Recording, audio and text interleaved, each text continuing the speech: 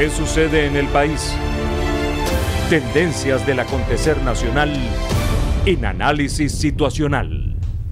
Hoy nos acompaña Yosu Landa, venezolano, filósofo, ensayista, profesor de filosofía en la Universidad Nacional Autónoma de México. Entre sus obras más destacadas está el ensayo Éticas de Crisis y Ética, Orientaciones Básicas, una obra colectiva para la Fundación Ethos. Bienvenido, Yosu, ¿cómo estás? Muchísimas gracias por invitarme, pues muy honrado pues de poder dialogar contigo y de esa manera con un auditorio que yo sé que es muy amplio, ¿no? Muchas gracias. Te has dedicado a filosofar, a pensar, repensar sobre los temas fundamentales de la ética y la moral. ¿Cómo podríamos definir rápidamente lo que es ética, lo que es moral? Basta con estipular un nombre para una cosa y para otra. Hay una realidad moral objetiva en la que uno está inmerso desde que nace, un orden de valores, un orden de creencias, un orden de metas, un orden de fines, de ideas acerca del bien y del mal, de costumbres. Eso es lo que se llama desde la antigüedad moral, de mos mores, que costumbre, ¿no? Esa realidad requiere ser estudiada. Y entonces por eso existen iniciativas teóricas desde la filosofía que se les llama ética, en la medida en que toman eso como el objeto de reflexión. O sea que tenemos una realidad moral y tenemos una ciencia o una teoría que estudia esa realidad moral. Y aparte hay una especie de rama importante en la idea de ética, que es esa ciencia, sobre todo, o pone énfasis en la parte del ethos, ¿sí? Que dentro de las significaciones posibles yo tiendo a privilegiar la idea de una morada interior, de un refugio interior que nos constituye y que por lo mismo es nuestra personalidad, es nuestro carácter, es nuestro modo de ser. Entonces, el pensar filosófico acerca de lo que uno es, desde el punto de vista del ethos, y acerca de la realidad moral, eso es la ética. Entonces, no hay mayor problema si nosotros manejamos con claridad esos conceptos, ¿no? Usted ha estudiado como venezolano, como filósofo, la crisis venezolana, el conflicto venezolano. ¿Es el conflicto venezolano un conflicto ético, moral, un conflicto político, un conflicto social? ¿Cómo podríamos definirlo? Bueno, desde hace mucho tiempo vengo planteando, tanto en instancias de reflexión como es esta fundación que tenemos en Puerto La Cruz, Barcelona, como a personalidades, como en instancias académicas, que el verdadero fondo del problema venezolano, vamos a llamarle convencionalmente de la crisis que vive este país, es un problema radicalmente ético. O sea, el fondo es ético. Hay problemas políticos, hay problemas económicos, pero es muy difícil salir de ellos si nosotros no contamos con el ethos de la gente capaz de afrontar los problemas económicos. ¿Qué significa eso? Asistir puntualmente al trabajo, ¿sí? Alguien puede decir, bueno, eso es alguien desde una perspectiva puede decir, eso es una opción burguesa, explotadora, etc. Muy bien, pero también podemos pensar que hay una idea profunda, humana, realizadora de lo humano, que es el trabajo. Es decir, el trabajo nos constituye como humanos, el trabajo implica una relación con el mundo que nos enriquece, que nos comunica, que nos conforma una comunidad, y entonces ese desdén, por ejemplo, es un ejemplo entre millones, ¿no? ¿Sí? Y el no tener una disposición a relacionarnos de esa manera con la economía, con la vida, etcétera, eso implica entonces consecuencias de carácter económico. Puedo poner ejemplos políticos, o sea, el gobierno, por ejemplo, se lanza con el proyecto de una cosa que se llama el Plan de la Patria. Desde hace años planteo que ese plan es irrealizable si este país no cuenta con un contingente muy elevado de personas disciplinadas, comprometidas. La cultura del trabajo. Sí, porque del trabajo y de la disciplina comunitaria, ¿sí?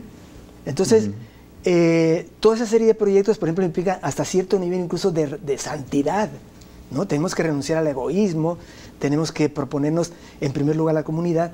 Y en Venezuela el problema, a mi modo de ver, ha sido que ha sucumbido curiosamente y paradójicamente a una especie de problema de abundancia, o sea, tiene una crisis de abundancia. Este país, a mi modo de ver, no ha tenido los referentes morales para afrontar una situación de riqueza desbordante.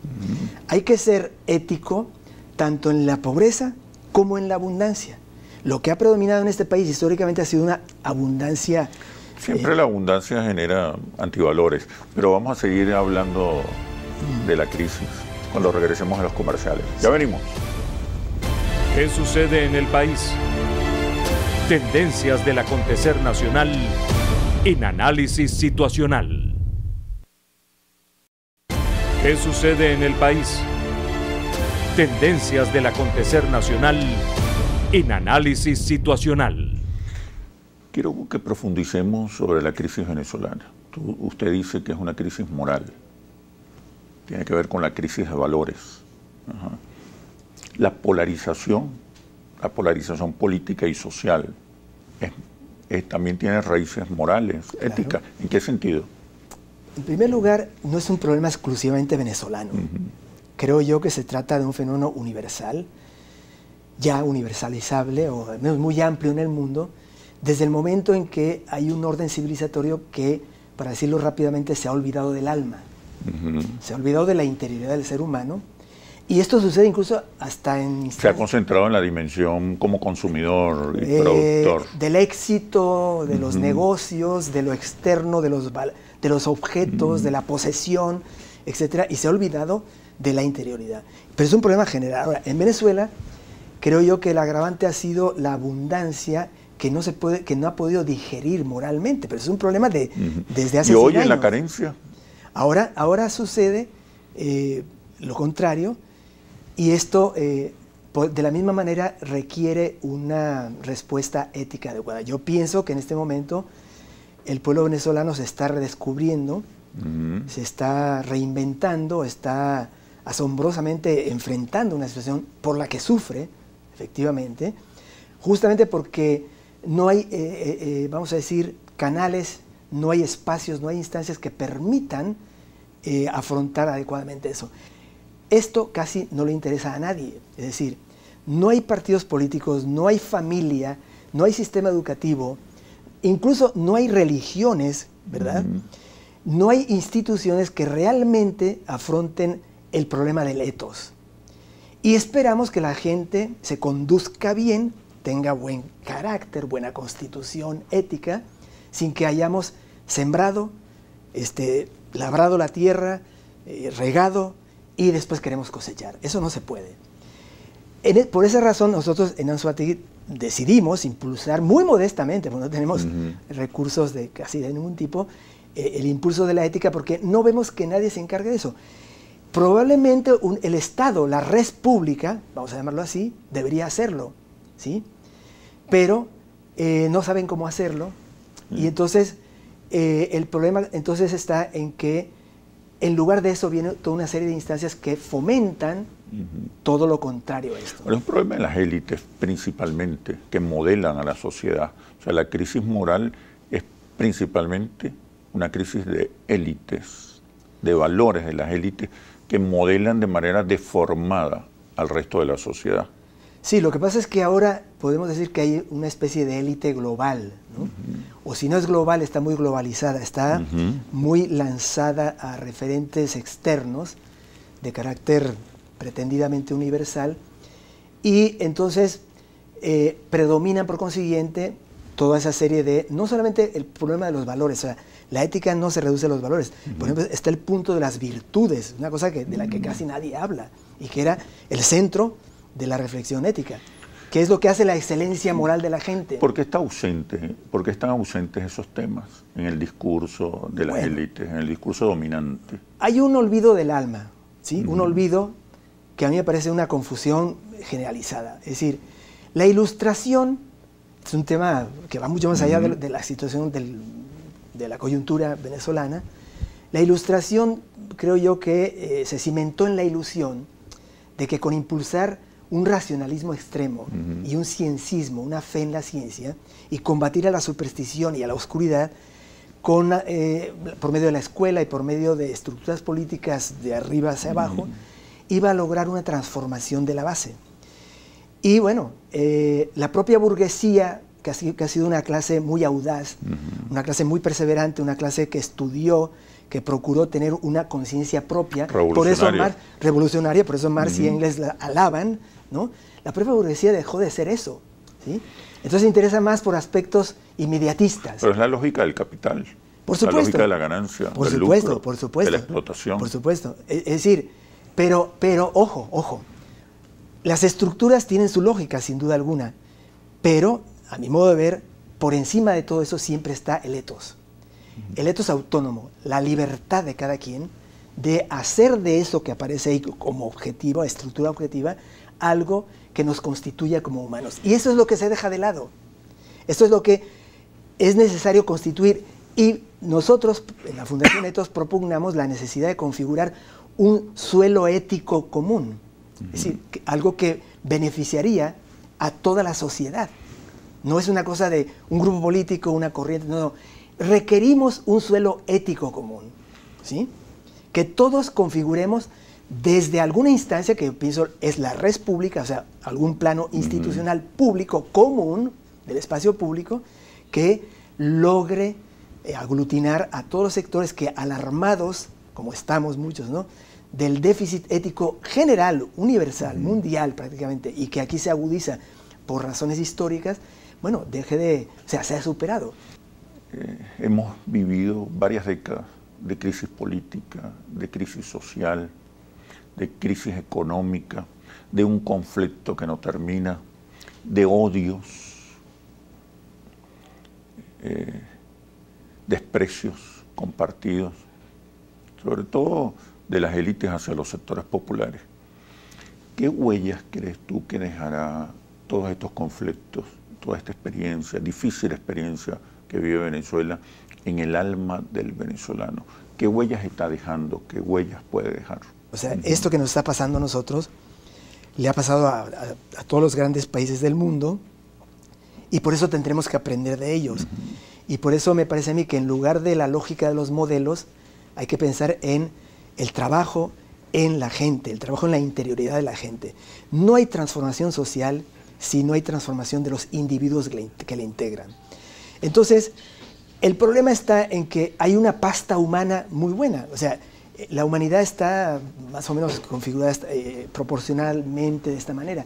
Tenemos un sector de gente muy buena, tenemos un sector de gente muy mala, que deliberadamente es capaz de destruir, capaz de negar, capaz de obstruir, capaz de impedir, capaz de esterilizar, capaz de hacer lo peor. Y en el medio estamos la mayoría, que tenemos nuestro componente bueno y nuestro componente malo. Hay que reconocer eso. Labrar eso, o sea, trabajar la parte de nuestras pasiones, de nuestras frustraciones, de nuestras inquietudes, de nuestras angustias, de nuestras expectativas, de nuestras ambiciones, de nuestros temores. Eso es la ética, ¿sí? Uno en este país encuentra que la gente hace, digamos, un esfuerzo, pero a una escala muy limitada porque, repito, no hay nada que ayude a esto. El aparato educativo es un problema general, está muy mal. Los medios de comunicación están contribuyendo a lo peor en muchas medidas, ¿no? La conformación de una comunidad es, a mi modo, uno de los propósitos centrales de la política, que debe ser además repensada, el ejercicio mismo de la política, ¿no? Vamos a seguir profundizando sobre eso cuando regresemos a los comerciales. Ya venimos. ¿Qué sucede en el país? Tendencias del acontecer nacional en Análisis Situacional. ¿Qué sucede en el país? Tendencias del acontecer nacional en Análisis Situacional. ¿Qué otras huellas está dejando el conflicto venezolano en el alma del ciudadano venezolano? Bueno, fíjate que los estudios cualitativos de Interlace, en la dinámica del debate de grupos focales, al final la reflexión que concluye es que el fondo de la crisis de Venezuela es la crisis de valores y particularmente la crisis de la familia. Es lo que escuchamos permanentemente en estas dinámicas. No pienso que haya una crisis de valores. Lo que pasa es algo peor. O sea, el ser humano es una voluntad de valor. Todo el tiempo está apreciando, estimando, valorando, juzgando. Y lo que pienso que prevalece son confusiones acerca de lo que realmente vale frente a lo que espuriamente parece valioso, ¿no? Está el tema de las virtudes, que a mí me parece relegada de una forma, inadmisible, que es el cultivo de las excelencias, las capacidades excelentes que tiene justamente el ethos de cada quien. Entonces, el pueblo venezolano está haciendo lo posible por afrontar eso, pero no encuentra asideros para esto. No hay líderes. Los hay. Bueno, no hay líderes, más que líderes, no hay, vamos a decir, referencias carismáticas, claro. Referencias éticas, porque la noción de líder me resulta a mí también referencias éticas, referencias morales y carismáticas. Claro, que tengan la fuerza de impulsar justamente las virtudes, de enseñar, que sean las que encarnen. O sea, porque además pensamos que la educación es el sistema educativo, nuevas escuelas, proyectos, inversiones y demás. Y bueno, eso es importante, pero mucho más importante, por ejemplo, es la congruencia de quien encarna esas virtudes y esos valores. Las carencias materiales, ¿qué impacto tienen sobre las carencias de valores y virtudes? Bueno, en este momento mi experiencia en Venezuela es que generan una gran frustración, ¿no? Es decir, el pueblo venezolano poco a poco tiene que ir buscando el camino de la satisfacción. Rico no es el que más tiene, sino el que menos necesita. Ese es el verdadero rico. Tener menos necesidad implica una autarquía moral y material hasta donde sea posible, porque somos animales que requerimos una relación material con el mundo, ¿no? Requerimos elementos materiales. Entonces, esa parte de la satisfacción, por ejemplo, el pueblo venezolano la ha perdido porque se acostumbró durante mucho tiempo a un consumismo fácil. Y piensa que muchos, o sea, esto no es universalizable, pero estoy hablando de cantidades o segmentos importantes de la población que tienen un problema con la satisfacción.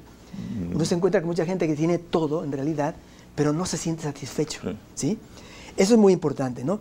Y creo que están obligados por la circunstancia, tienen que ir aprendiendo esto. Están aprendiendo mucho de solidaridad, están aprendiendo mucho de evitar algo muy importante de este país, que es no depender tanto de instancias como el Estado, aunque el Estado, con la situación que tenemos, pues muchas veces no le queda otra solución que ayudar, apoyar y cubrir una deuda histórica, como tú decías, ¿no? La educación, ¿qué rol juega en este proceso de construcción de valores y virtudes? Estamos en una situación paradójica. Es el momento en el que se habla más de la educación, en el momento en que probablemente se invierta más en aparatos educativos, en sistemas educativos, el momento en que se proclama más la primacía, pero en los hechos es falso. En los hechos, los maestros, por ejemplo, son un sector social a nivel mundial completamente marginado y humillado. Mal pagado, humillado, ¿no? Relegado, mal formado por lo mismo y por lo mismo mal comprometido con una vocación. Gente muchas veces ya con la vocación perdida. El punto para mí, entonces, todos los caminos conducen a Roma, que es, en este caso, lo ético. En la medida en que privilegiamos la interioridad de las personas, los modelos pasan a un segundo plano. Ningún modelo sirve por sí mismo. Uno puede proclamar la democracia, uno puede proclamar democracia representativa, otro puede, no sé, el socialismo X, Y, Z, pero si la gente no tiene la pasta suficiente la pasta ética adecuada para afrontar los beneficios de una democracia representativa, no hay democracia representativa. Y el modelo que le pongan es lo mismo. Entonces, ahí es donde hay que incidir. Quiero volver al conflicto venezolano, para terminar. Sí. ¿Es posible, tú que conoces el conflicto, la profundidad del conflicto, las heridas que siguen abiertas, es posible dialogar, reconocernos, concertar, conciliar, convivir? ¿De qué manera? Del dialogar es siempre posible y es siempre necesario. Rechazo va a ser la expresión más fuerte que voy a decir en este diálogo. Rechazo rotundamente ciertas expresiones que he escuchado diciendo no es el momento de diálogo. En todo momento hay que dialogar, porque la alternativa al diálogo es la destrucción, es la imposición al otro, es la muerte, es la guerra. Y lo único que cabe en este caso, si es que queremos algo de una confrontación, que sea confrontación con uno mismo. Es decir, la guerra con nuestros propios fantasmas, combatir nuestras pasiones, combatir nuestras inquietudes, angustias, temores y demás, constituirnos éticamente. Y eso nos va a ayudar a lo fundamental, que es la concordia.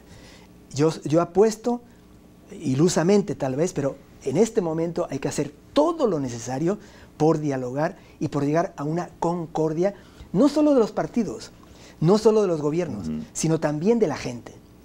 En realidad, la gente, los que no estamos ni en partidos ni en estructuras de poder, somos los que estamos siendo afectados y a nuestro nombre se hacen cosas. La gente tiene que estar por encima de todo, es lo que debe estar en primer lugar en la hora de la política, cosa que no veo en las iniciativas que se están impulsando a escala extra venezolana y que son injerencistas. Yo me opongo a esa injerencia. Los venezolanos somos capaces de resolver nuestros problemas, debemos hacerlo, y esa solución pasa por el diálogo, por el encuentro, por la conciliación en el sentido de unión y de reunión, y sobre todo por la conjunción de corazones, que eso es lo que significa concordia. Muchas gracias, Yosu, por estas tan importantes reflexiones. Al contrario, el agradecido soy yo. Aprecio enormemente esta oportunidad que se me ha dado de dialogar contigo y con el público venezolano. Muchas gracias. Hasta pronto. Bien. Venezuela es de todos y la construimos entre todos. Todos somos la solución. Todos queremos la paz. Soy Oscar Chemmel y los invito a un próximo análisis situacional por Globovisión. Aquí nos vemos todos.